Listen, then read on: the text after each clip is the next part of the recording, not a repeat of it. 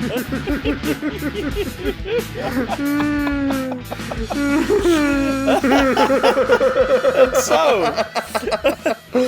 so you see what's got to happen now is Paloma Faith's got to ditch everything and become a carpenter, apparently. Would you buy a table by Paloma? I mean, I would. I'll be honest. Just to say that it was by Paloma, but if everything went the way that Rishi Sungar is suggesting, then it wouldn't be valuable. Sunak. Yes. Sorry, I don't memorize the names of people who've made my blood boil. Boil my piss! You see that earlier today? I mean, you were at work when it broke, but I'm guessing you saw it during the day. Yeah, because the news is always on in the canteen, so when I take Rishi my breaks. Sunak just going. So, as regards to people who work in entertainment and events and theatre and film, who are struggling at the moment in this economy and environment because we've not provided any fucking support, you all just have to retrain. Great! Let me guess.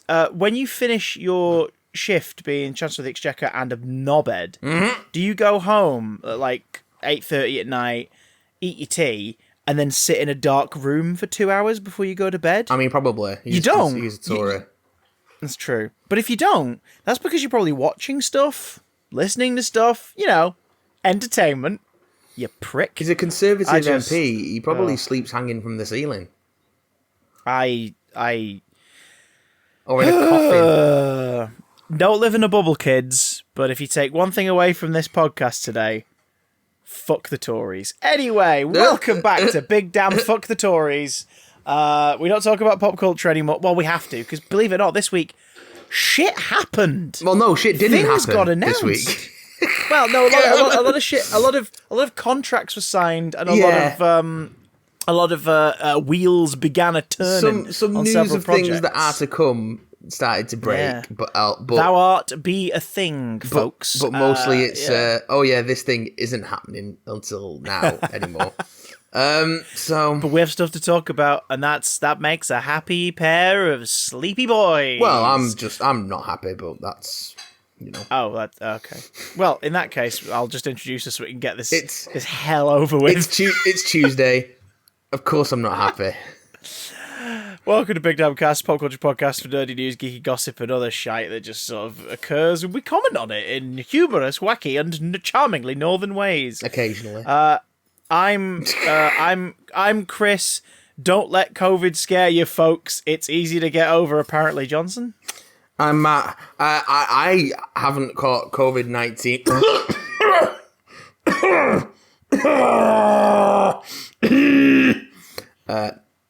Yeah. Just before we started recording, Matt played me that clip of Rudy Giuliani hacking his guts up on the news after claiming that he's never had COVID. And I'd heard about that clip. I hadn't heard it yet. I am. Oh my god! I am just like, I don't want to say I told you so. I don't want to say what goes around comes around. I don't want to say karma's a bitch. But what I will do is sit here and just smile real fucking smugly for a minute. It's the closest to sort of retribution some of these cunts are going to get, really, isn't it? How long, as we record this, and we've not had a great success rate on this podcast of talking about Trump's failures. Yeah. I mean, hell, one of our earliest episodes was like, this guy's running for president. What a twat. Yeah. Oh, that'd be happen. shit, right? Oh. Yeah, but that being said, as we record this, Trump is out of quarantine even. Forget being out of the medical centre. He's out of quarantine after only 4 days, 3.5 days of actual quarantine, and nearly 5 days now out and about since being taken in at Walter Reed. How long do you think before they're either covering up the fact that he's having to go for more treatment, or he obviously is taken for more treatment and they try and play it a different way? I think tomorrow. I think at least a week. You think tomorrow? Tomorrow. Wow. Well, that's both bases covered. If it happens between now and when we publish this episode, then we've got both bases covered. So there we go. The diplomatic way out. fuck have you been, beautiful boy? We've not actually, well, apart from a bit of Twitch, we've not looked at each other's lovely faces for 2 weeks. Well, This is a there's nice a reason surprise. for Yeah. that. There's actually Over Skype, I meant you dingle. There's actually no dingus. pandemic, Christopher. I just don't want to come to your house anymore. This whole thing's an elaborate This prank. whole thing's an elaborate ruse. Why would you not want to come to my house? I've put fairy lights in the office. You can't see them now. You can't see them now because I've got a killer migraine, so I've got all the lights off. Oh no! Yeah, it's horrible. I didn't know you had a migraine. I'm 2 hours into paracetamol, so I'll get through this podcast just as long as there isn't any news that would. It's a very specific piece of news that would trigger me into relapsing into a stressed out state based around the mishandling, misunderstanding, and ultimately cack-handed decisions that may be made by Sony Pictures in regards to one of my favourite characters and completely muddling up their franchise. The doctor says that my migraine will only increase exponentially under the circumstance that the Amazing Spider-Man franchise is somehow continued despite being shite overall as a project. Did you hear the scuttlebutt this week that Jamie Foxx is going to return as Electro?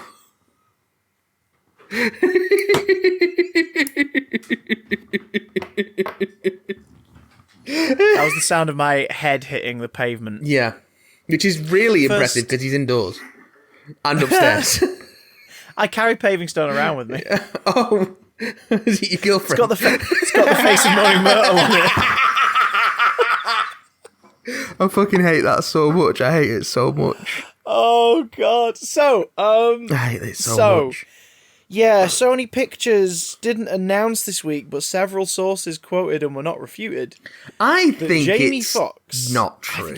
I think it's real. I think it's real, and I'll go on to say why. Jamie Foxx is in talks to, quote, reprise his role as Max Dillon, aka Electro, unquote, from The Amazing Spider-Man 2 in the sequel to Spider-Man Far From Home. Now, the casual cinema goer might be like, oh, they're bringing Electro back, cool. But the reason it's weird is because The Amazing Spider-Man 1 and 2 are a separate franchise to the current Spider-Man. They're a different thing. It's all the Spider-Verse, Chris.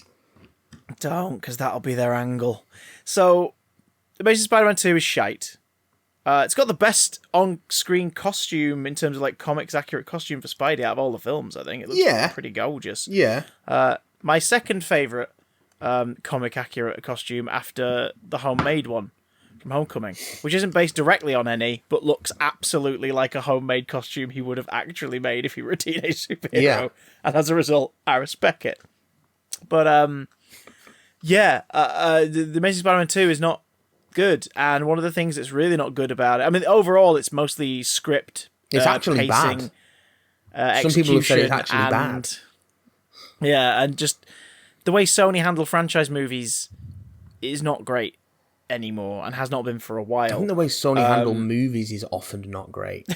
Not always, but often not great. Oh, by the way, before I forget, this week's episode is sponsored by Sony. Sometimes Sony they make a games. good film. Yeah.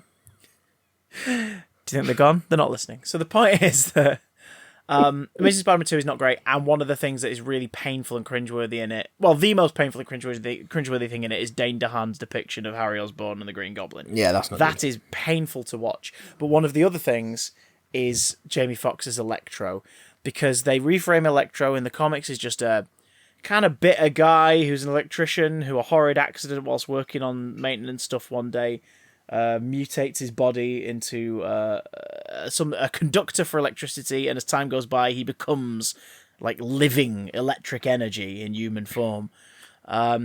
They change him into Edward Nygma from Batman Forever meets Aldrich Killian from Iron Man 3, which in itself was just a remake of Edward Nygma from Batman Forever. But they sort of merged them. He's now an Oscorp employee who's a weedy slightly creepy, but seems to just be a social misfit, means well sort of guy. Until you realise, no, he's a dangerous stalker in the making, and that's his character. And Jamie Foxx tries his best to cartoonify this up, but this is no Uma Thurman in Batman and Robin.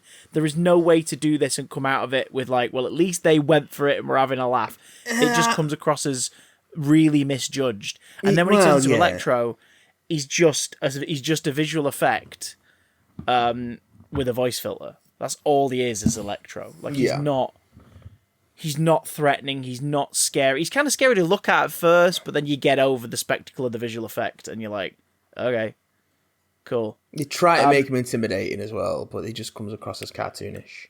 The way you do it is you either make him really cartoony and like really sort of like, I have ultimate power and all that shit and go down the Saturday morning cartoon villain route, or you do Electro from the comics, which is it's a bit of a dick. He's like, I've got this power. Screw it. I'm going to screw over the man. I'm going to rob some banks. Like, let's do this. Come on. I'm going to get some big gold coins, big bags of gold coins. Big bags of gold coins. Just like my mate Doc Ock. Yeah, exactly. You know what I mean? Like, what's great about Electro is he could be ultimate power. And there's some stories in the 2000s where he like dabbles with it. Like, where he sort of becomes like a hero for the people, fighting against Dexter Bennett's DB and everything and the Grim Hunt, like, build up and all that stuff. Like, the idea of him being like, I could be more than what I am. And then it sort of gets swatted away from him. And spoiler alert, unless he's been brought back since, who is it currently, right? Spidey? Nick Spencer? Nick Spencer. Unless Nick Spencer's brought him back after where I've read up to, Electro's dead. So, like, there's another Electro, which is his former missus, who killed him and took his powers. But, like, I like bitter, shitty Electro. I like somebody with absolute power who's too much of a dickhead, selfish dickhead to realise it. Like, so it's that whole... Like Sauron from X-Men. Yeah, I don't want to cure cancer. I just want to turn people into dinosaurs. Like, that's what I mean. Like, the idea of, like, it sort of is an extra level of danger. You've got your mega maniacal psychos like Doc Ock who like, have convinced themselves they're in the right and they will do anything necessary to get what they want. Or people like the Green Goblin who are like, I will kill everyone because it'll hurt you and you'll have lost. And while I'm at it, I'm going to fuck up my family legacy. There's some weird, creepy familial shit in my storyline. But also, you can have those villains. I just like killing people. You can have Sandman who's like, I'm really powerful, but I don't know which side I should be on. But I'm just trying to get by and be left alone. And you can have those kind of villains. But then some of the fun ones are the ones where their power could absolutely eradicate a city. They could hold the world to ransom, but they're too thick to know it. Like, they're too selfish and in the moment to know it. Because there's a nice extra level of threat to those characters. In what if one day they twigged and realised, oh my god, I'm at like 1 out of 10. I could be 10 out. Do you know what I mean? Like, they're waiting for a bigger supervillain to be like, you do realise you're wasting your time, right?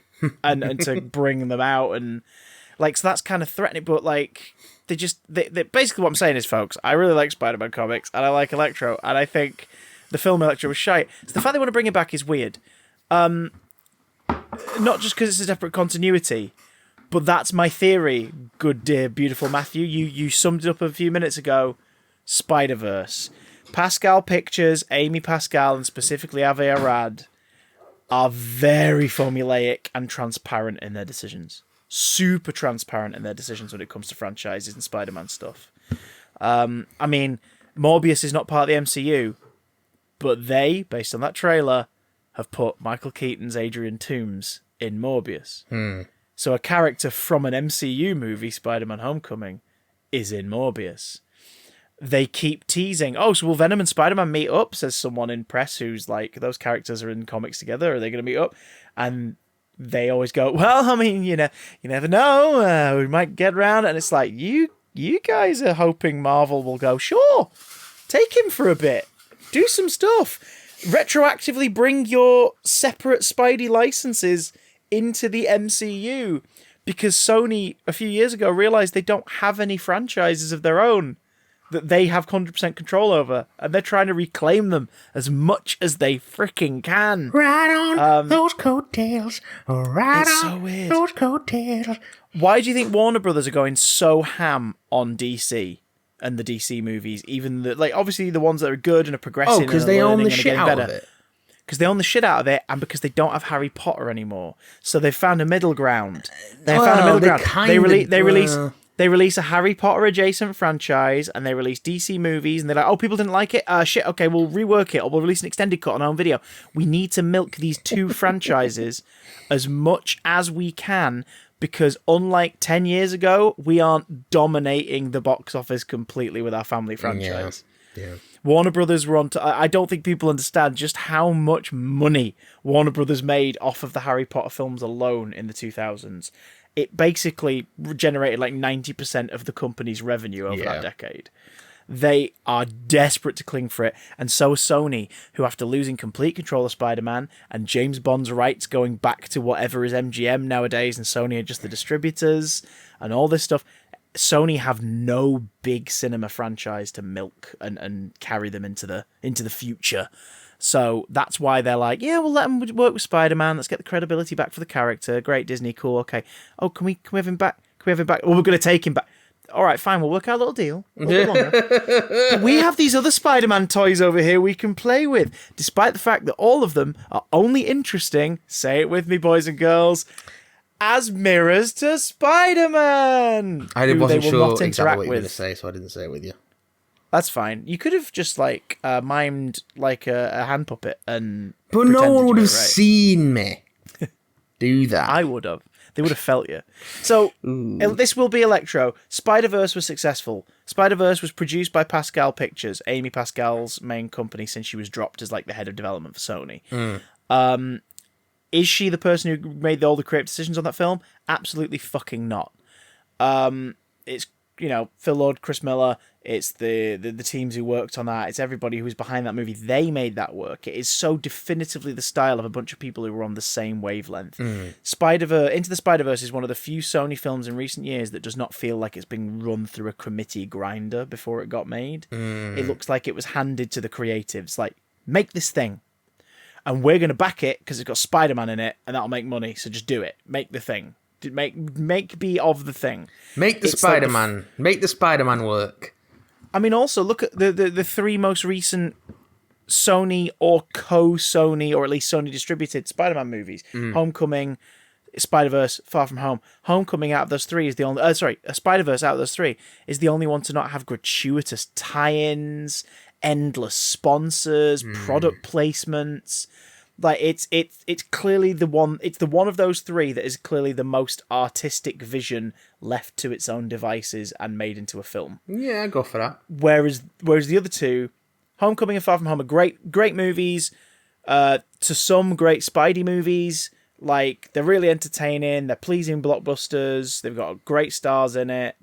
Brilliant visual effects sequences. Some really fan-pleasing moments in there. But they were, like, if you look at even just the Blu-ray, when I get an MCU film Blu-ray, because I'm a physical media guy, because, fuck licensing and things disappearing off my marketplace, like, I've got the Blu-rays, you open it up, and there might be a leaflet in there for an upcoming Disney film. Yeah. Like, just like a leaflet. Spider-Man Homecoming and Spider-Man Far From Home were fucking booklets disguised as Blu-rays. The amount of ads for products, tie-ins, sponsors, like, it's just weird. Sony Pictures are so transparent, which is why I think Spider-Verse does well, is a critical darling, is an Oscar winner. They're gonna go, well, Jamie Foxx was probably signed on to do Amazing Spider-Man 3. Like, Electro wasn't necessarily evaporated or, disintegrated in the pylons. Maybe he just got absorbed. Oh, no, shit! That's it! I know he was signed on for one more film. He was signed on for the Sinister Six. Well, they either have to pay him out that contract or put him in another film. And Spider-Verse made money. And Spider-Verse is about alternate dimensions and their effect on Spider-Man.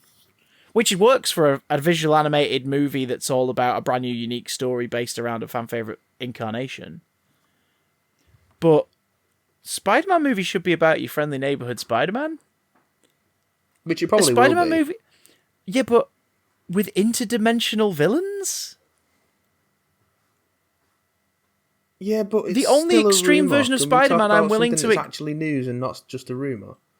I know, but the only version of Spider-Man I'm willing to accept, if it's over the top, is if he's got a giant freaking robot and he's the emissary of hell. Then we'll talk. Okay. Put Japanese Spider-Man on Disney Plus, you cowards. So, speaking of Sony and their other not quite owned by them franchise, but one that makes them a lot of money through distribution, can you believe we've only got one more month till we're going to see James Bond No Time to Die? No, because it's been put back again. Yeah. Everything's getting put back. Everything's getting put Yeah. back. Everything's getting put back. Everything's getting put back. Is anything actually going to release at the cinema? Are there going to be any cinemas? Who could say? I don't know. As human beings who give a shit about other lives, I think we're both quite glad that it's being put back. Yeah, but, well, here's the thing though, because it's killing. I mean, the cinema industry's been on a downward slide for a while, and this like constant moving back of films is kind of killing it quicker. But so the cinemas shouldn't be open anyway, because it's not safe to open. But if quarantine and lockdown have been handled properly at the start, then they should be open by now. And it's the same with all like sort of hospitality like venues. Like a lot of pubs are really angry that they're not there, like they're having to do shorter hours or that there's these people aren't coming or that, and I don't think they should be open, but they need to be open to make money, but they can't make money if they don't let loads of people in, and they can't let loads of people in because of distancing rules. So not making money, and they're having to cut their hours down, and it's a snake eating its own tail. Yeah, and the whole thing is just if things had been managed better at the start, everything would be better by now, and it would more or less be normal. But it wasn't, so it isn't. So we can't open everything up, but we have to open everything up because everything's going under, and it's just now there are big insurers out there who could pay out to help, but they won't float these companies. They won't because they're all busy mates with the people currently in power who are making sure they don't have to spend all of their money on insurance. Yeah. Dish out all their money on insurance. So it's a snake eating its tail, and the government could be the Steve Irwin who pops in and goes like, right, come here, mate, stop doing that, you little fucking idiot. Stop biting your fucking tail. But they won't. And people have a go at us for making this political, but yeah, pop culture's been affected by our governments being ineffective. So we're going to keep pointing that out. However, James Bond and Sony Pictures and MGM making the right decision for the sake of health is, like you say, unfortunately, is affecting the cinema market. But it means that they've been put in some weird crosshair where they have been held up as the boogeyman who has killed cinema. Because off the back of their announcement of putting their film back, coupled with the announcement that Dune is also being put back a year. Yep. Because, of course, Dune was like oh my God, we might all be able to go to the cinema in December and we'll go watch Dune. Both of them being put back a year now, and the Batman. As of this recording, there isn't a solid date, but they've said 2022. The belief is March 2022. Yeah, but that's also because the production's been disrupted. Yeah, like they've had to pause. They paused filming and then they started filming again, and then Robert Pattinson contracted COVID. Yeah, so they had to pause filming again. I don't know if they started back up yet. So. But as a result, the UK cinema chain, and it owns branches in the States as well, Cineworld, has announced that they are pretty much effective immediately, at least as of this week, closing all of their sites till 2021. So that's 2.5 months of the sites being closed. Because of the current government furlough scheme, there is no guarantee that any of its employees will be furloughed beyond next week. Well, also they might not open again. But that's the kicker. They've said we're not opening until 2021, but financials point to them maybe not being able to survive that decision. Yeah. So they may never open again, meaning the UK would lose. Who think it was quite a lot of cinemas. It's in the hundreds. In terms of like market share, it's basically a third. Yeah. Because over here, for View, our like Australian and American listeners, like it's View, Cineworld, and Odeon over here. Odeon owned by AMC. View. Is View... Who owns View? I'm not sure. Is it Virgin? Not sure. Let me take a look. Matt's got a terminology for when we can't quite pin down a name, but it's definitely a person. That's the one. Some cunts. SCs. That's one of them SCs. Yeah. One of them big SCs. The conglomerate, the SC. It's not owned by like a recognisable company. It's just, Oh, okay. It's not like Warner or anyone. No, it's just because there's still a couple of WB cinemas over here, isn't there? Not a lot, but there's like a couple. It's like fucking Blockbuster. It's like every now and again there's a couple of sites still open that I guess are independently owned or have kept the name at least for franchise reasons because everyone goes, do you want to go to the Warners? There used to be one not too far away from us. Well, Cineworld was... not Cineworld. View was created out of the purchase of the Warner Village group by another company. Yeah. There you go. Do you remember the Red Cinema? I mean, I know it still exists and it's a View now, but back when the cinema at the Lowry Outlet was the Red Cinema, and it was not always. No, it was the Red Cinema for like the first 5 years, and it was owned by Man United. Yeah, it was really weird. There was football decor everywhere. It made no sense. Yeah, but the prices were cheaper. So yeah, and then they probably went, "What are we doing with the cinema? View, do you want to buy this?" Although I think it was somewhere else briefly before View got it. I think it might have been an Odeon really briefly, and then View took over. Remember. I didn't spend a lot of time there because you were in London's. I was in London's and it was a bitch to get to when I was here. So just go to Trafford or Manchester. It still is a bitch to get to, actually. Because the only time I ever frequently used it was when I lived in the Keys. Yeah, that was the but only now it's the only one that I might feel comfortable going back to because they've got spaced out gold seating in every screen now. Yeah. So let's go to Glasgow. They've got an Odeon Lux. There's like 15 seats in each screen. Yeah, we know what the problem with that is we'd be in Glasgow. Yeah, but the upside is it's on the quay, so we could just park up, do it, get some square sausage on the way out. And yeah, I mean, also the upside of it is Glasgow. Yeah. So, Well, yeah, they've got curfew though, so. No. Well, no. We have to get out of town by 10 p.m. or the fucking wraiths come after the car. Listen, ghoulish entities pursue a Fiat. They tried down the motorway. They tried to get people. It's not a Fiat; it's a Peugeot. I know, but I'm just amused by the idea of like a non movie average domestic car in a full-on high-speed chase with some CGI ghouls that are just smashing at the windshield going, my car that can barely hit 80. You should be in bed! As they scrape the window. You should be in bed. Should be in bed right now, and it's only 20 to 8. Yeah. Bond hasn't killed cinema. Well, no. Here's the thing. Government has killed cinema. Let's get that. Let's get it right. The inaction of the government has killed cinema in the United Kingdom. They tried to lure back people to the cinema with Tenet, and no one fucking saw it. Yeah, have you noticed how the publicity was blown massively? Warner Brothers making such a big deal out of it, and then 2 weeks in, no mention. Nothing. No more billboards. Nothing. No more viral ads. They've gone, and they've just retreated. Because it will have made money. I don't think it did, Oh, excuse me. Well, put it this way. It was outgrossed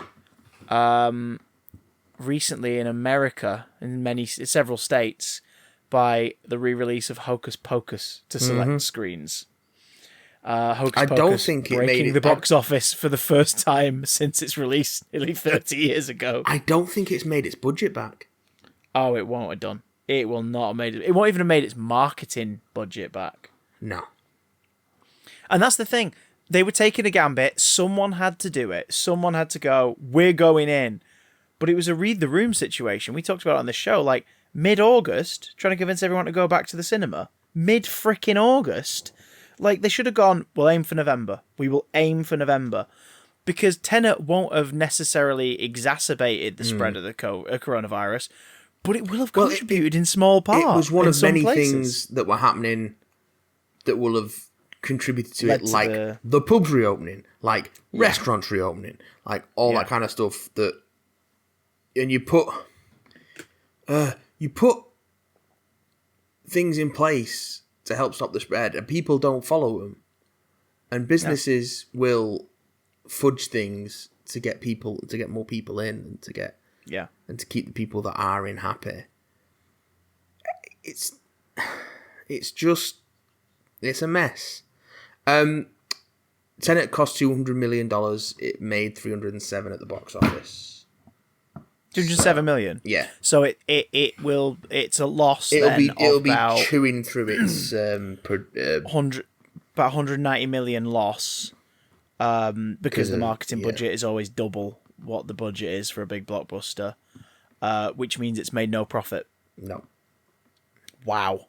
That is... I mean, they took a gamble. Maybe the trick was... And, someone had to.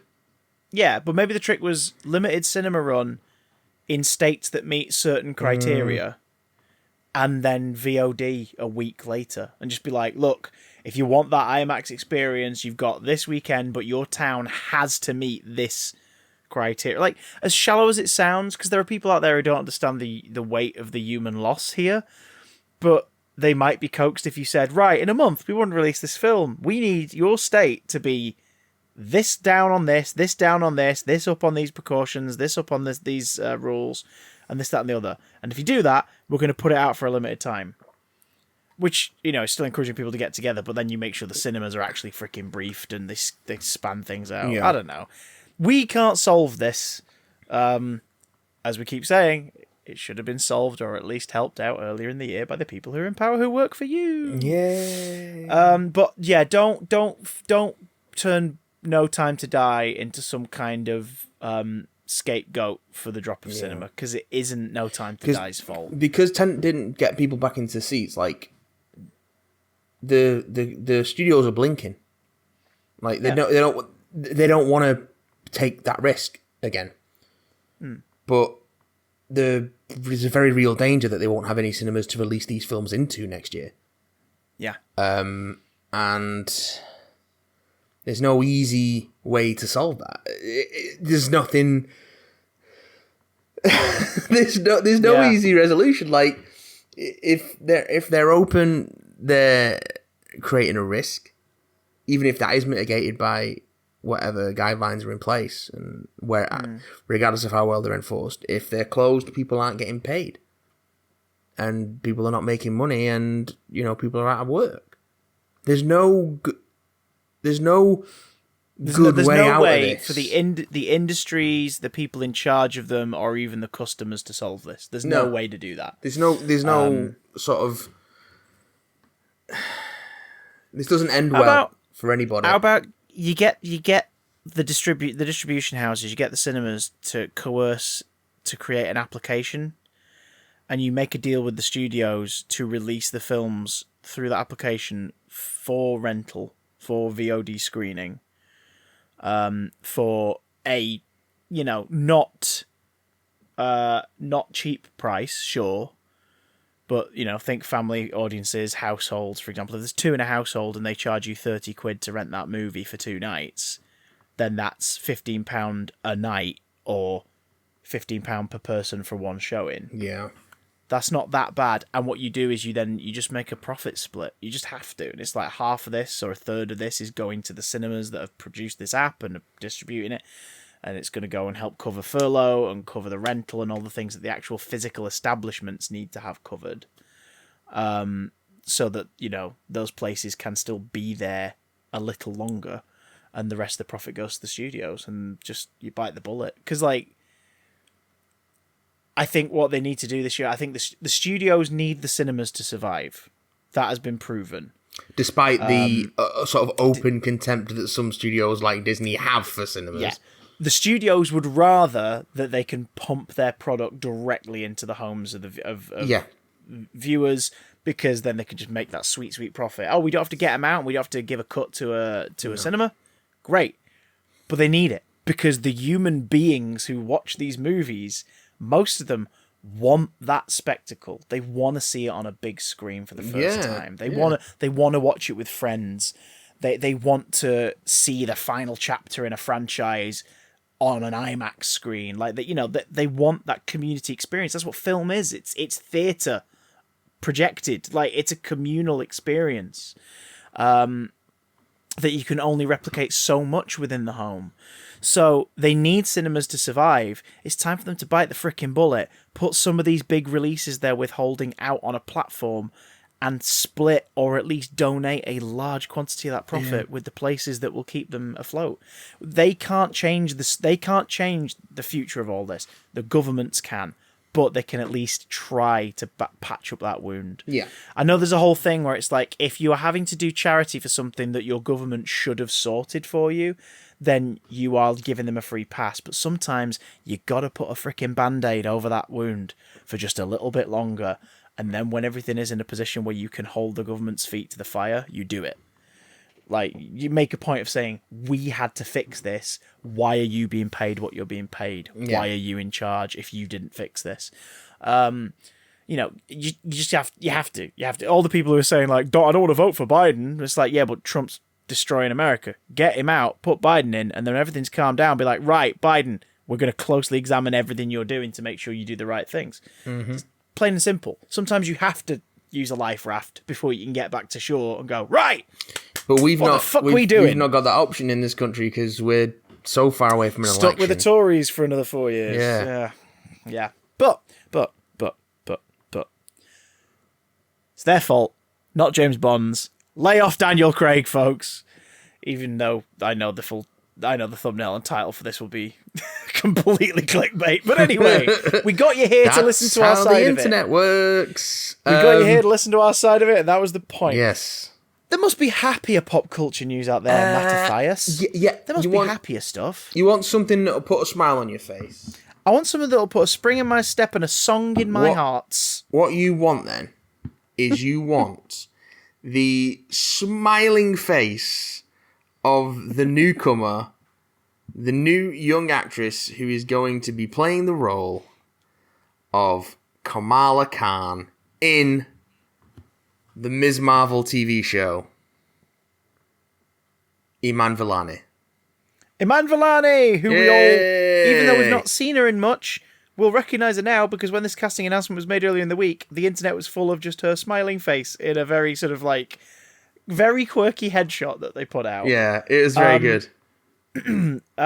Several things. One, yes, it means they're obviously figuring out the specifics and logistics of filming in the near future. Yeah, well, probably next year. I mean, if you want your teenage superhero, you got to start filming. You got to start filming soon. I wouldn't expect there are ways to do it. I would expect them to start filming until late next year. Yeah, I don't think they're about to pull the trigger on it, but they're at least now in the stage where they're like, pre-production is well underway. Like the casting will be a part of that, because when you're developing a show around a young lead, you have to spend a lot of time preparing to then bring that young lead into your framework. Mm-hmm. It's not like some other stuff where you're like, Michael Douglas has said he's going to do it. Great, we're going to go and work on that movie and then bring it back to him. Like, it's, you have to have your young star as a part of that development. Obviously, as well, legality with shooting hours. Obviously, extra legality and measures being taken at the moment in TV and film, because some productions are happening. Like, a film has been released recently, an independent movie has been released that was produced entirely during lockdown. Mm-hmm. And it's like, holy shoot, like, well done. I mean, obviously everything shouldn't do this, but like, you found a way to do it. They brought out the receipts. Here's how we did everything. Yeah. And it's like, oh, wow, yeah, this is completely watertight. Wow, you guys are great. Soaps are currently in production, like TV shows are in production. It's all about regular testing, keeping an eye on everybody, the crew like being a little bit more at arm's length with more remote technology. Masks and distancing. But also, it's about forced perspective as well in a lot of stuff too. Yes. in the dramas and things like that. Yeah. So I call it hobbiting. So there's a lot of false perspective. Yeah. And not to be, of course, confused with Fozzieing, which is a completely different thing. Yeah. Maybe one day we'll go into that in depth. We've talked about Fozzie on the show before, but we'll do some more Fozzieing content in the future. So Iman Vellani is. It's awesome that they're getting a young star who is an unknown. Like, hey, guess what? We've been saying for years. Whenever they go, well, we can't cast a Japanese actress in the lead of Ghost in the Shell because no one will know who they are in the West, so we're casting Scarlett Johansson. We've been saying for years, you make stars. Yeah, that's how you make stars. And you can't whitewash Kamala Khan. No. You can't do it. No. She is a Pakistani American character who lives in New Jersey. She's a devout Muslim. Like, her heritage and her religion is a part of her upbringing and her family. So they're casting appropriate. Not only that, the series will be written by Bisha K. Ali.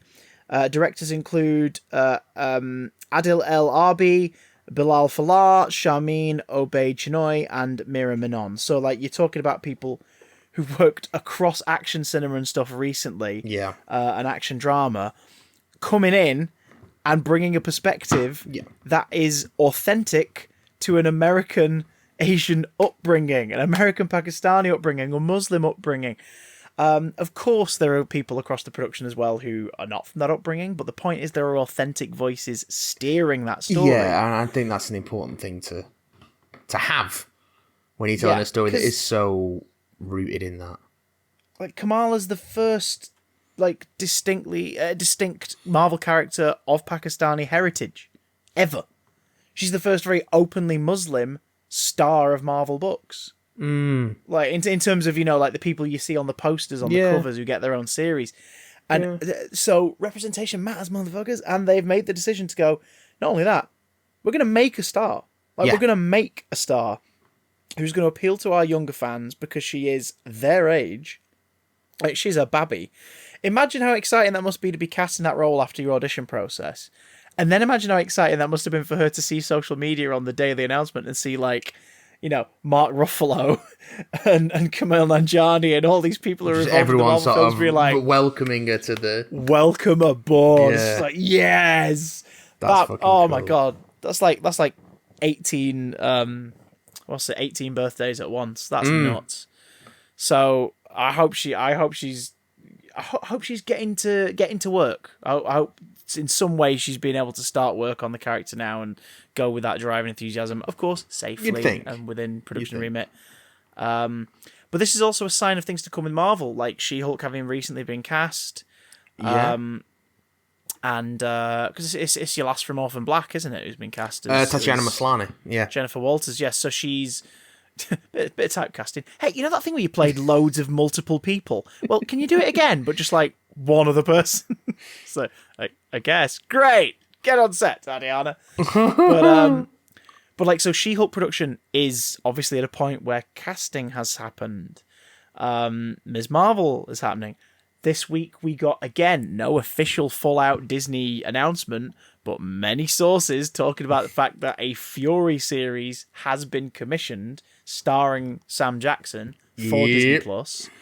Loki's been a bit quiet, but we do know a lot of that was actually filmed last year, so it's possible they just have like half of it to finish. This gets me hopeful, because with the WandaVision trailer teasing us with a coming soon, no date, but coming soon, and the fact we know that they only had like another 2 weeks worth of shooting, important set pieces, but like another 2 weeks worth of shooting on Falcon and the Winter Soldier. Yeah. This is getting me hopeful. I have a feeling that they're finding ways around the limitations and the health risks to finish up a couple of these shows and get the next ones on the go. Because in a world where The Mandalorian can be made, like at least 60% of it in one controlled environment, using technology, CGI to fill in the gaps, but distancing, like, I wouldn't be surprised if we see at least one of the Marvel Disney Plus shows by the end of the year. At this rate, I think we're going to get probably WandaVision. I think that's the one that they've finished. or at least have the bulk of principal photography that they can go ahead with what they've got. Because that was meant to be the second one out, and yet we've had a first full trailer for it. Yeah, we've had more stuff from that than we have of... Yeah, it's tricky. I think they probably will try and push out whatever they've got. It might be a case of just drip feeding episodes. Like, maybe. Okay, we've got this many done. One a month. Give us one a month. I'll deal with that. If they're going to be 45 minutes, give us one a month. I mean, sure. They're going to insist on dripping out the Mandalorian season 2, so they might as well do it with the Marvel stuff. And if you want people to wait a little bit longer, call it Marvel Monday, and just on a Monday you release like once a month. Marvel Monday, you release a new episode. Marvel Monday, yeah. Why not? Why not? But I hope she has a whale of a time. I hope it's nice and safe, obviously, and I hope this means the start of some new entertainment. You know what I mean? Unless, of course, all the crews working on the shows work over here and they have to retrain now. So, do you remember when this show didn't just roast shit politicians? Anyway, what else happened in the sphere? What else happened in the goddamn sphere this past week? There's got to be some stuff. I'm sure there's a trailer. I've just been handed a hot... We have notes, but we're knackered as fuck. Breaking news. Let me see if I can find the... Yes. Just a quick question. Here we go. Is it about the Time Lord Victorious? No. No comment.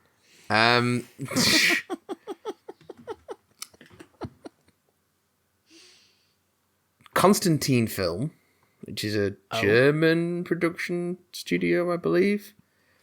Oh, that was misleading. Yep. Is starting up a new adaptation of Resident Evil. What? And it's got a cast. Wait, hang on.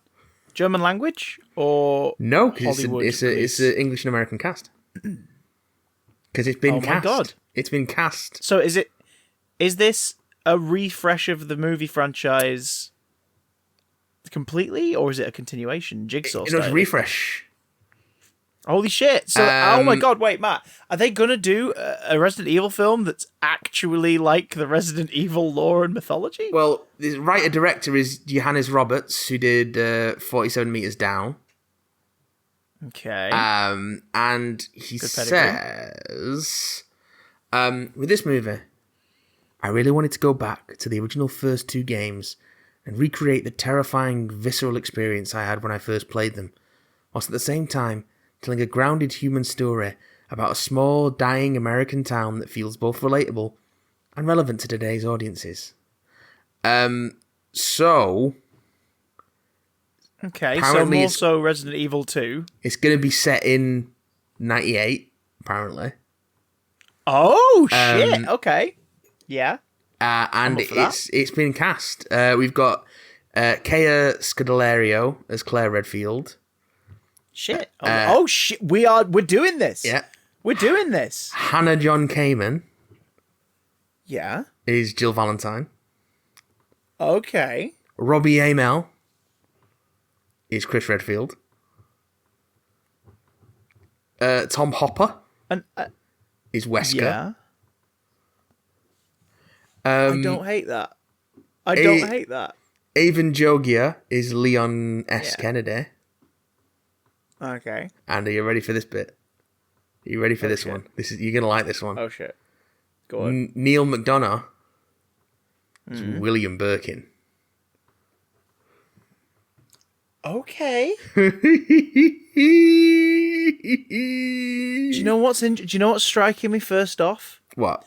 This isn't a big name cast. No, but they're... Oh, you know these folks. Yeah. Name cast. Yeah. Yeah. Which is sort of fortuitous because video game adaptations tend to get overshadowed by the and starring. Yeah. Whereas there's enough distance here. This is like casting Tom Holland as Spider-Man. It's like you don't know them massively well. Yeah. You might have seen them and stuff, but but you don't know them massively well, so that there's no distraction when they take on these roles. Like, the most recognisable person in this is Neil McDonough, and he's not exactly a headliner. Like, he's a great character actor, but he's not a fucking billboard. And arguably star. Arguably the first Resident Evil film was kind of like that in a way. Like, you know, Mila Jovovich was known, but like she wasn't necessarily like kind of that. The 2000s was the decade that tried to make her a headliner. Yeah, because The Fifth Element was like the biggest thing she'd been in before that, which she is fucking excellent in, and is an excellent movie. But it is an excellent movie. Yeah, like that was the 2000s was the decade where they were like, she was casting Resident Evil, and off the back of that they were kind of like, she's a name. So I guess the first Resi's sort of similar in terms of like it wasn't like a star maker. A star vehicle. It was a star maker, but it's definitely a forgotten film franchise. Like, it's one of those that just sort of glumped on for a decade and made back the money it needed and had a dedicated home video audience and was never a critical darling. The first one got a decent reception. Like, yeah, this was cool. But that was kind of its reception. It was like, yeah, this was cool. That bit with the lasers, it was cool. Anyway, that was a film. And fans of the video game went, I mean, it's got shit in it from the video games, but it's not really Resident Evil, is it? And, you know. Yeah, it pulls bits out and sort of uses them in the most superficial of ways and tends to sort of ignore the most iconic parts of the elements that it pulls out of the games and sort of sand the edges off. It's weird. The weird thing with video game movies flat out is if you adapt way too closely, most of the time you come away going, yeah, it's fine, but I rather would have played it. Yeah. And if you ignore the things that bring the original property appeal, you just piss off your guaranteed box office audience of people who want to go and see it because it's based on their favorite game. Like I've always said, the best video game movie you can make is a spin-off from the franchise. Yeah. Tell a solid story that if you love the games, hey, guess what? Is an extra bit that you can watch that couldn't be a game. Like, it had to be like it's a one-off little story. The kind of thing that you do in the comic spin-offs or that tends to be what the animated films have been. Like the CGI animated. With Resident Evil, Resident Evil and Final Fantasy have had a decent bout of CGI straight-to-video spin-offs. And, decent's a strong word, but... Yeah, well, I'll say, okay, numerous. In the context of... They've had multiple. And they've made money, and people watched them. But multiple of that's the way it quality. But like Assassin's Creed missed the mark in terms of its execution, but it had the right idea of being, this is just a different story of a different person who ends up being brought in to use an animus. Like, sure. No, that's the way to go. But if you're going to do a Resident Evil film now, don't chicken out like the older ones and just pull random elements and forget why people like them. Go, Resident Evil has transformed that much over the years, with the installments all being very different and very visually distinct and tonally, like they've started to play around a lot more, and they're playing a lot more with Western horror tropes now as well in the last couple of incarnations. Yeah. Like directly sort of, that's been inspired by that, that's inspired by that. Yeah. So a film that's basically mashing together the first two and setting it in 98, a recent period piece is kind of a fun idea. I fucking love a recent period piece. Like, I'm all about it.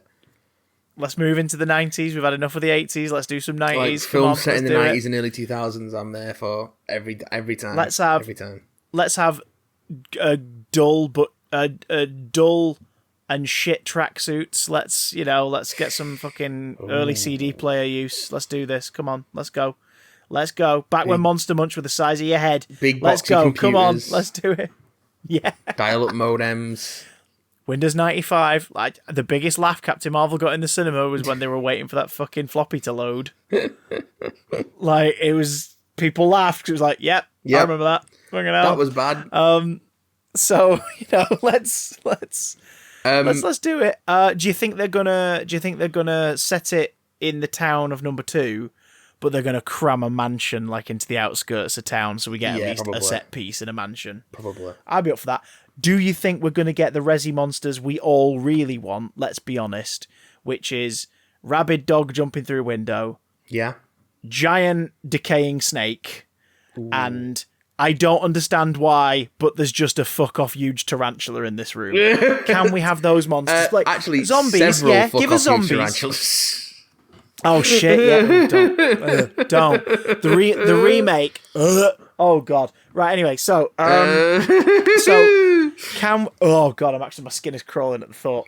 So can we? Because zombies, sure, but I'm bored as fuck of zombie media now. I really, unless someone comes along with a really interesting take on it, it bores me to fuck. Give me lickers or give me the last death. 15 years I've done it. Give me lickers or exactly. Give me lickers. Give me giant tarantulas. You know, let's get this stuff in there. You know, or if you're gonna do zombies, keep it minimal at first. Escalate as the film goes on. Let's have that creepy dude sat in a corner, slowly turning round kind of shot in the movie. Let's have great. that trapped in a manor. There you go. Start in the manor and spread out into the town. And you know, go from there. This could be fun. I'm intrigued. I'm intrigued by something else that I was just sent on Facebook Messenger by my erstwhile partner in crime as she sits in the other room. So you guys put on forms? Yeah. Erstwhile partner in crime. Marital status. I have an erstwhile partner in crime. She sent me the first poster for the action fantasy movie Jiu-Jitsu, starring Nicolas Cage. Oh, shut up. No. It's about... That's not a thing. Wait till you hear this plot summary. It's about an ancient order of expert jiu-jitsu fighters facing alien invaders in a battle for Earth every 6 years. Cage's character and his team of jiu-jitsu fighters band together to defeat the Brax, the alien leader. Sorry, what? Starring Alan Musi, Frank Grillo, Juju Chan, Tony Jaa, and Nicolas Cage. From Dimitri Logothetis, director of Kickboxer Retaliation. Jesus. Look at that. Look at that, Christopher. Why is that a thing? But at the same time, why is it not a thing I can click and watch right now? November 20th, you'll be able to click and watch it. So... Is it going straight to streaming? I hope so. Of course it's going straight to streaming. It's a Nicolas Cage film directed by the dude who did Kickboxer Retaliation. That's not getting a fucking cinema release, even if the cinemas were open. Can I ask you about Cage? You're a bit of a Cage connoisseur. I've had my moments in Cage. I've had my Cage moments. You and Charlie are definitely Cage academics. We've done. You've crunched on Cage. I've not done advanced Cage studies, but I'm definitely an intermediate Cage devourer. You've done enough that we could definitely qualify you as a Cage correspondent for this podcast. Look, I couldn't make it all the way through Left Behind, so I do have limits. That's fine, but I have to ask, in your Cage opinion, yeah, is he in debt? Like, I know he's in debt, but like, is he in debt that much that he does these movies? He's had 4 divorces. Do you think he just doesn't like sitting on his arse? I don't think he likes sitting on his arse. I think he's one of those actors who's just up for anything. Because he's the only actor I can think of who is always in both Hollywood blockbuster big release movies and bottom of the barrel supermarket instantly £5 on release bullshit. And it doesn't matter which one they are. At the same time, amazingly watchable in all of them. Not necessarily good, but very watchable. See what I mean? Like, it's just he has to be in a lot of debt, right? Or just very, very, very bored. So because how else do you get away with? Like, we talk, you know, we don't regard Steven Seagal as like a fucking A-list action star or an A-list movie star. No, but he is a rapist. And partially, that's true. But like partially because but he's also a policeman. Oh wait, but like partially that's because there was sort of like a burning bright moment in a certain decade where it was like he's a lead in all these things, and then he just kept making bottom of the barrel stuff.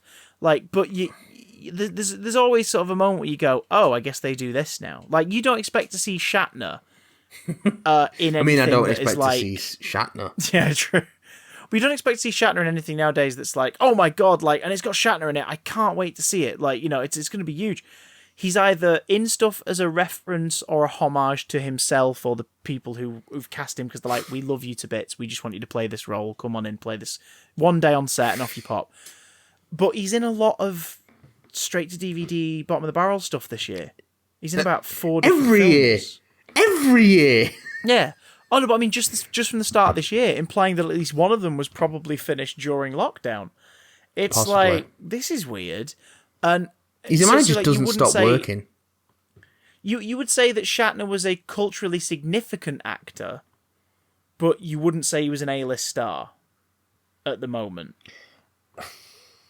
You know what I mean? Like the same way that like Will Smith has always remained an A-list star. I wouldn't have ever put Shatner as an A-list star.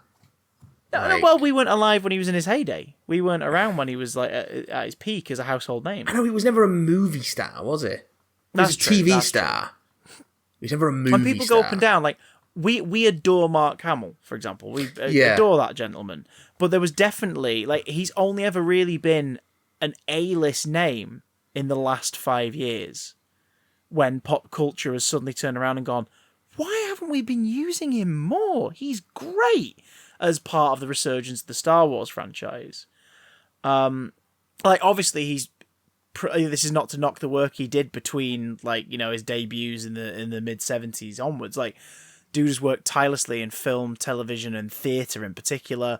Yeah. Voice acting. He forged, like, a prolific voice acting career.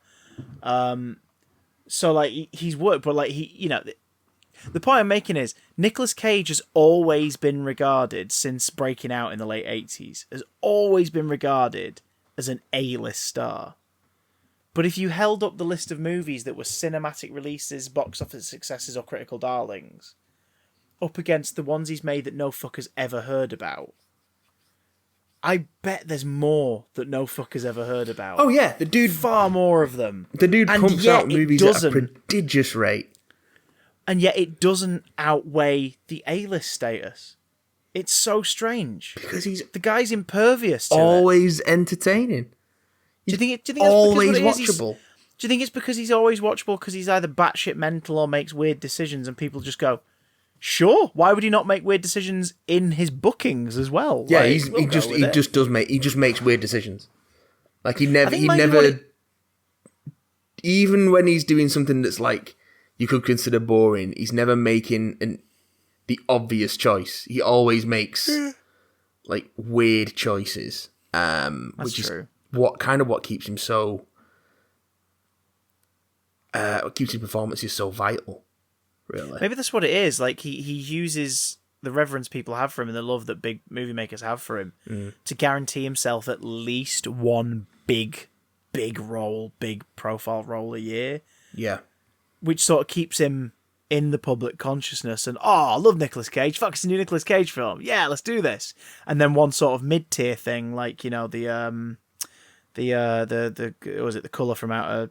Colour Out of Space, yeah. Colour Out of Space. Which is coming to streaming later this month. You should definitely fucking watch it. It's brilliant. I bloody will. It's brilliant. But you see what I mean? Like, he does at least one big tentpole a year, a couple mid-tier releases that. Like critical darlings that get a really good word of mouth, like kind of do the festival circuit and that, yeah, and then like 5 or 6 dog shit pieces of work that no one's ever going to see, and yet he still is an A-lister. He's managed to make it work. There's a formula there. What I'm saying is, Matt, we need to hold him down and drain a vial of his blood for study. Okay. If you drop his blood like acid, it ends up like Mandy. You should fucking watch Mandy. Well, I mean, we're all stuck at home right now, so like we're no danger to other people. Let's do it. You should watch Mandy. It's a fucking trip, man. It's a trip. Mandy. It's great. Right. Is that it for, we'll catch up. Do you know what? If there's any news we missed, folks, tell us in the comments. We'll talk about it. If there's any news we missed, I don't care. Yeah. Frankly. Have we got any emails we want to touch on this week? Yeah, we'll do some emails. So what we got? I had them up and then I closed the app and now I don't have them up anymore. So it's all right. There are pills for that. Open the app. Hey. This one comes in from Jack. Jack H. Jack, hello, Jack. This one's from a couple of weeks ago. Hello, my big damn boys. Hello. A few things this time. Unfortunately, I'm not caught up with the pod recently due to me moving into uni. Congratulations. Hope you're safe and not too stressed with it all. Yeah. It's very exciting and everyone is lovely so far, and Canterbury is an amazing city. Before moving here, however, I watched Chrissy Nolan's Tenet, and may I say it was rather good? Oh, question mark? Yeah, there's a question mark. Nice. It was good. I just feel like I should have watched it 2 times before watching it. So fair enough. Seems like it's very confusing. But wait, Christopher Nolan movie with complex mechanics? Never. In other media news, I shall take you back to the glorious 80s to good old Colin Baker. I have now finished his run, and it feels very incomplete to me, and his last story was sort of a damp squib for me. The Matrix machinations were brilliant, but the climax left me wanting more, and all that feeling. Keep on keeping on! Yeah, Colin's run does feel incomplete. Yeah, there's no two ways about it. It is cut reet short. It was cut sadly short and was plagued with terrible fucking scripts. But we've got twain needed to be drained. We've got more. We've got more Tenet reporting from Dan the Kneecap Man. Dan the Kneecap Man. Dan the says, Kneecap hello, Man. Dan's taken boys. all the pills. Dan climbs many hills. Yes, Dan the Kneecap Man, as my stage name now is, back again. A couple of weeks ago, I went on a socially safe as possible trip to the cinema and saw Tenet and New Mutants. And as promised, here are my reviews. Oh my god, here we go. Oh my god, ladies and gentlemen, Tenet, this podcast is about to actually have a review for Tenet and the New Mutants. Okay, here we go. Holy shit! I'm like, oh wow, this is an exclusive. Okay. Tenet is peak Nolan in the best and worst of ways. Called it. It has some cool set pieces and ideas, but lacks anything resembling a real character and decides to overcomplicate said ideas for no reason. And also the sound mix was ridiculously loud. At times I wondered if Nolan was trying to make me deaf as part of some obscene arty statement. New Mutants surprised me by not being a total car crash, but instead was a fairly average naughty superhero film with more restraint than expected and the potential to be a decent horror flick if they lean into that angle a little more. Sadly, it has the same issues with character as most Fox-Men films, but without a McKellen in sight. Onto something I'm enjoying much more. Time Lord Victorious. Oh my god, someone who's in the trenches and digging it. Are you chaps following the event? If so, are you enjoying it? So far, I've kept up pretty well and I'm very much enjoying it. It has the sprawling scale of an event, but a clear emotional core about the Doctor's relationship with death. As I expected, the novels are the core of the event, and the other paths are interesting stories that lead to it in some way or another. Hopefully, it keeps up, and I definitely recommend dipping a toe in at least. Stay safe and happy, boys. You're a rare constant in wild times. I don't really engage with much Doctor Who spin-off media. I'm avoiding this one. I never like really the have done. I'm avoiding it like the plague. I watched the show. I've read the odd book here and there. I've read the odd comic here and there. Yeah. But I don't. I've listened to a few big finishes, mostly early big finishes. But I just don't tend to seek out the spin-off media because to me it's and this is kind of the same with all things. Like, it's a TV show to me. Yeah. In the same way, more stories can be told in other mediums, but ultimately, it's a TV show, and I want to watch the TV show. Like, I don't. What else could I compare it to? I don't really, seek out a lot of like X-Files spin-off media. No. Which there is stuff, but again, it's like, it's a TV show to me. What is it, Matt? It's a TV show. Okay. To me. Just checking. Just checking. To me. Oh, me, it's a TV show. So cool. I think that's my thing with the Town of Victorious. It's not like, oh god, Town of Victorious. It's like, I just don't have any real interest in it. So it's difficult for me to. I mean, I'm glad people are enjoying it, and also people aren't. So, opinions. In the politest possible way of putting it, I think the release of it has been a shit show, in terms of how they've tried to explain it. And I think a big part of why I don't want to check it out is there isn't a core story. Yeah. There might be a core story thread, but it should be one item or 3 specific things, like this audio, this book, and this comic are the main story. One with each different Doctor, all from different angles, all have the same start and end point, or whatever. Do you know what I mean? Like, it needs to be treated like a Marvel summer event. Here's the main story, and this stuff's optional if you want more. And it's just it's the fact they've had to put out a timetable and a flow chart. All they've said is it's the Doctor that faces off against the idea of death in the dark times, and I'm like, right, that's just some bleak words. Like, give me a hook, give me bleak a freaking words. I don't know. But that's just me. I can't engage in the way that they've launched this thing. I really can't. That being said, Dan the Kneecap Man, if you could give us a basic, like, here's the 1, 2, 3 that you should check out, forget 4, 5, 6, 7. If you think that there is a nice, simple, here's the ticket version, I want to hear about it. Please let us know, because I don't want to not like things. I want to like and enjoy things. It's fucking exhausting. Yeah, so, like, maybe Dan the Kneecap Man could be ours and some of our listeners' gateway into the simplified, here's the real stuff you actually need. Forget the rest of it, it's just fluff version. Time Lord Victorious correspondence. Yeah, so Dan, next week, email in, bigdamcontact@gmail.com, but you know that, you've already emailed in. Email in, we won't be talking about it next week, because next week we'll magically be talking about something else for reasons. And then the week after, we'll get back to it. So that gives you a bit longer if you want to wait another week and see if there's any other releases, since they seem to be announcing more and more freaking releases and spin-offs by the minute. By the second. So keep us posted. Yeah. Oh, don't.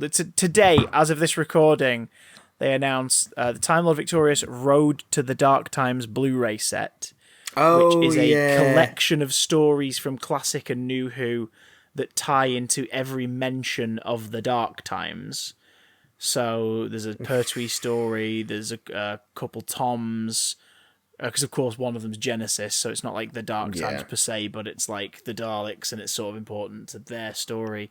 There's a Sylvester and a few Tennants, and it's just like, oh my god, like, which would be lovely as a gateway to classic Who for a new Who fan who's just curious and is following Time Lord Victorious. Yes. They might pick that up, see some of these stories, and go, wow, I might check out some more classic Who over time.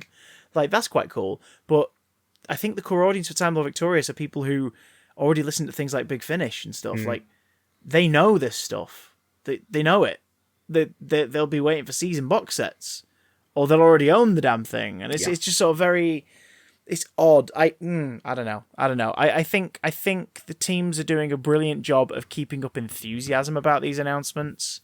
Yeah, but I think the announcements are so convoluted. So Dan the Kneecap Man, if you could give us your sort of bullet point version of everything so far that you've encountered, we would be very grateful. Yeah, we would be very grateful.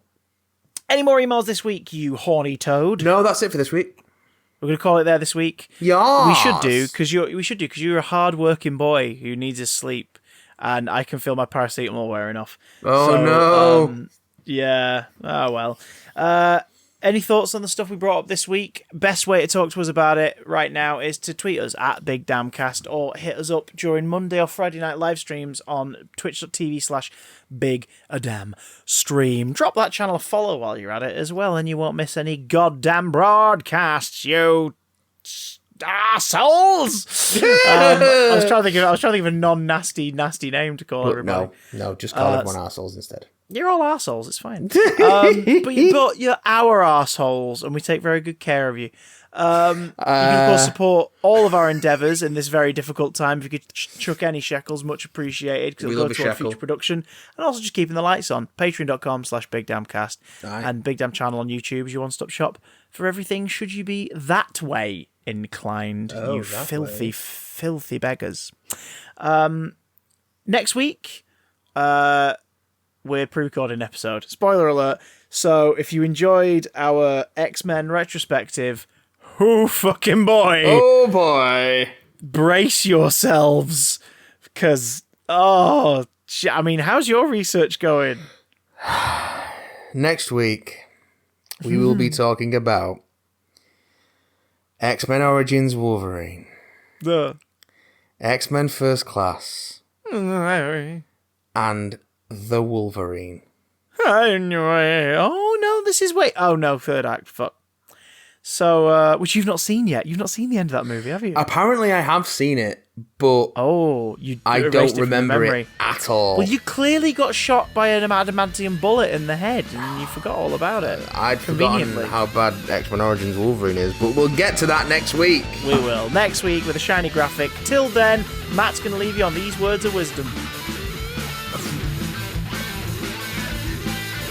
No pressure. Bees. He's got a point.